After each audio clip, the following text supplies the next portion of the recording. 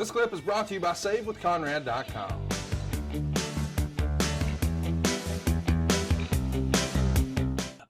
Now I'm diverted.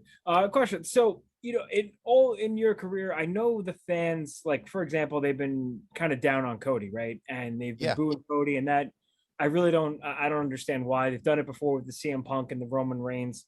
Has there been a time in your career when, either JCP or WCW, when the fans just completely took what the plan was and flipped it on its head? And we know how Vince just completely ignores the fans, right? Like, is that something, how would they have handled that maybe at JCP and WCW, or is that something that you've seen before?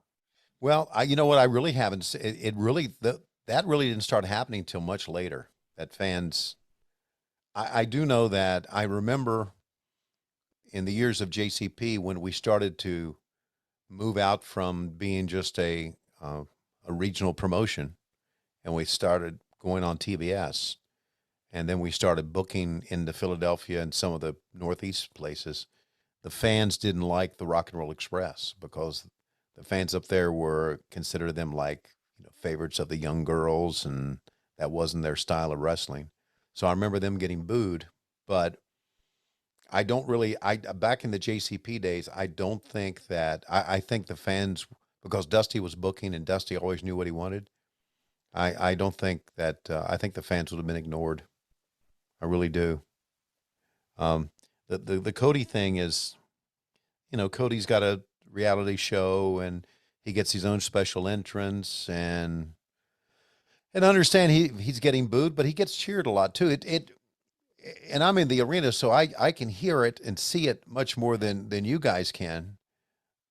But I think he gets cheered as much as he got cheered as much he got booed in Orlando. It's just the people who boo are just louder, more obnoxious. Okay. Yeah. I even saw pictures afterwards, guys who were taking selfies with him say, "Hey, I booed him, but he's a great guy," which he is, and I guess, when Justin Roberts started calling him the Prince of Wrestling, that kind of stuck in people's craw as well. And he started winning matches, and obviously he's an EVP, so everybody thinks that he gets preferential treatment, and that is not true. I mean, he lost the first two matches to Malachi Black, right? So he hasn't won all the match. He lost to Brody. So it's not that he wins every match he's in. And some people just don't like him. I happen to like him because I like his family. But I don't think, back to your question, I don't think that fans, I don't ever remember back in those days fans changing things around and making booking different. I mean, and with Cody, it gave us Arn and his Glock. So no matter what happens, we can't beat that, can you? Right. Yeah, you can't beat Thanks, that. Tony. I appreciate your time. All right, Mike. Thanks, buddy.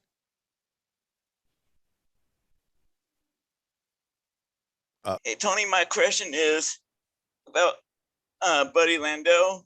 Yeah. I know that he was supposed to have a feud with Ric Flair there until he went and Buddy Landel'd himself. Yeah.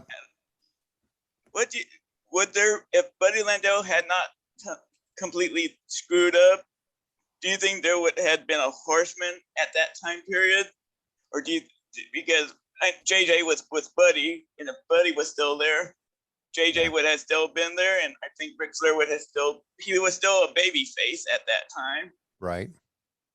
Do you think the Horseman would have still been a thing, maybe at a later time, but not during that time period? No, I don't think JJ was a catalyst for the Horseman. I think Arn was a catalyst for the Horseman. I think there still would have been a Horseman. And if I recall, Flair was also kind of a heel, and Buddy was a heel as well. I'm not so sure how big a run Ric Flair and Buddy Landel would have had. So I don't think that had any impact on the Horseman at all. Yeah, I think it would have been a good feud just because Buddy Landel had the ring skills. He just couldn't stay out of his own way. That's right. Self-destructed. Yeah. Absolutely. Hey, Tony, it was great meeting you at Top Guy Weekend. And thanks, Eddie. Hey, thanks for answering my question. You have a good evening. Buddy. Bye, right. Bye, Bug. Bug. Like, what the fuck? Hey, buddy. Okay. Bug is the cutest thing ever. I love him. He wouldn't look at me unless he wanted to go outside. You want to go outside, don't you? Okay. All right. So anyway, Cute. Hey, it's Conrad Thompson. Thanks for checking out the podcast here on YouTube. Be sure to hit the subscribe button and the notifications bell so you get a notice anytime we upload some new content.